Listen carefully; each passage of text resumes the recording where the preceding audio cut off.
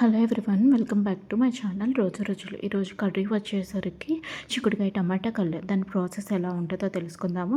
ముందుగా చిక్కుడుకాయలన్నీ కడిగి పెట్టుకొని ఉంచుకోవాలి. తర్వాత ఆనియన్, పచ్చిమిర్చి, టమాటో కూడా కట్ చేసి పెట్టుకోవాలి. తర్వాత ఒక స్టవ్ తీసుకొని దాన్ని గిన్నె పెట్టేసి దానిలో పోపు వేసుకునేసరికి మనం ఏవైతే కట్ చేసి పెట్టుకున్నామో ఆనియన్, టమాటో ఇవన్నీ కూడా వేసేసి ఆనియన్ ఇవన్నీ వేసేసి తర్వాత కొంచెం అల్లం వెల్లుల్లి పేస్ట్ వేసేసి బాగా ఫ్రై చేయాలి. అది కొంచెం బాగా మగ్గిన తర్వాత ఏవైతే చిక్కుడుకాయలు కడిగి పెట్టుకున్నామో అవి కూడా దీనిలో వేసేసేసి కొంచెం సేపు స్లిమ్లో పెట్టాలి. స్లిమ్లో పెట్టిన తర్వాత